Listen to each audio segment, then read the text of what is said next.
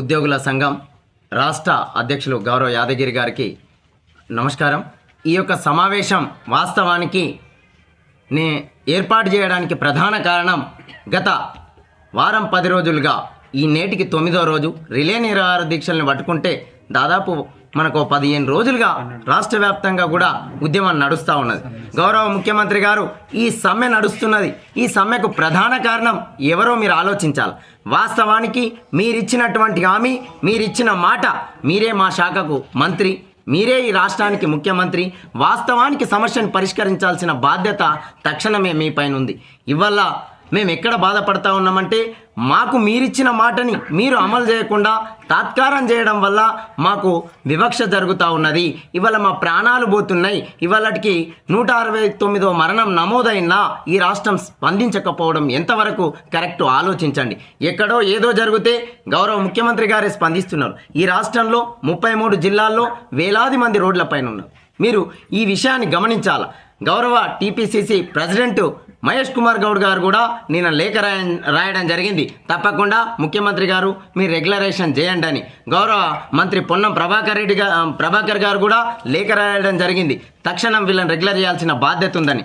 కాబట్టి గౌరవ ముఖ్యమంత్రి గారికి మా పట్ల జరుగుతున్నటువంటి ఈ వివక్ష, మీరిచ్చిన మాట నిలబెట్టుకుంటే రాష్ట్రంలోని 20,000 కుటుంబాలు విద్యా వ్యవస్థని పునర్నిర్మాణం చేయడానికి ఉపయోగపడుతుంది. మీరు ఇంత బాధ్యతాయుతంగా ప్రవర్తిస్తున్నారు. మేము విద్యకు ప్రాధాన్యత ఇస్తున్నాం.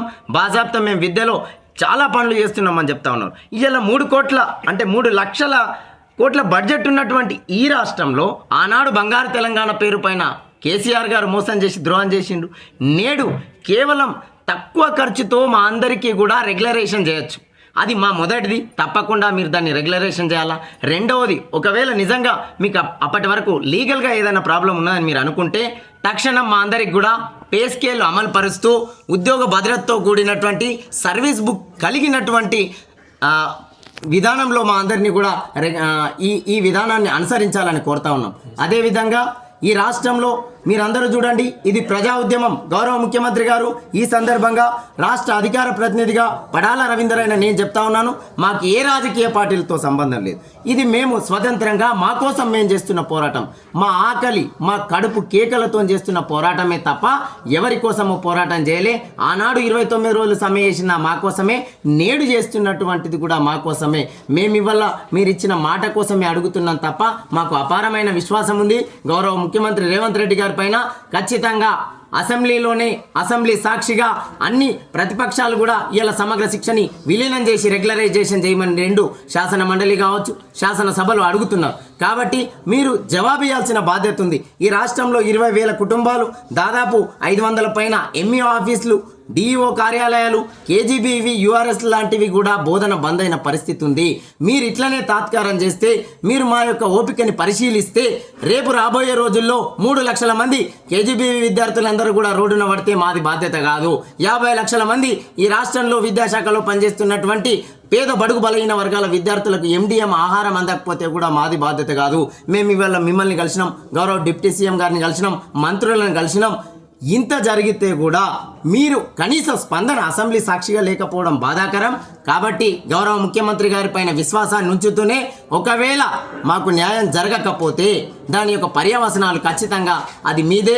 ఇప్పటి వరకు జరిగినటువంటి గత ప్రభుత్వం కానీ ఈ ప్రభుత్వం కానీ ఇవన్నీ ప్రభుత్వ హత్యలుగానే మేము భావిస్తూ ఉన్నాం. ఎందుకంటే 10 రోజులు టెంట్ కిందకి వచ్చి ఆత్మ బాధపడి ఆమె ఎంతో మనోవేదన చెంది ఇవాళ ఒక గుండె పగిలింది, ఒక గుండె చనిపోయింది.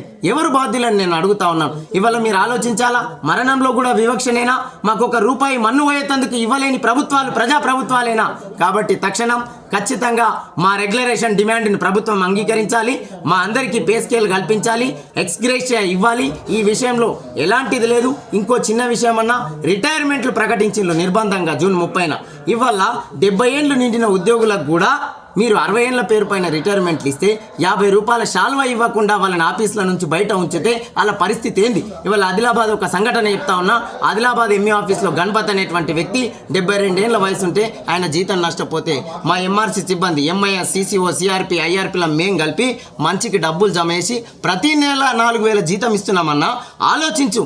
మీరు ఎన్నో లక్షలు ఖర్చు పెడుతున్నారు. పేద బడుగు బలహీన వర్గాల విద్యా వ్యవస్థని మంచిగా చేయాలంటే, విద్యా హక్కు చట్టాన్ని అమలు చేయాలంటే సమగ్ర శిక్ష ఉద్యోగుల రెగ్యులరేషన్ ఖచ్చితమైనటువంటిదిగా తెలియజేస్తా ఉన్నాను.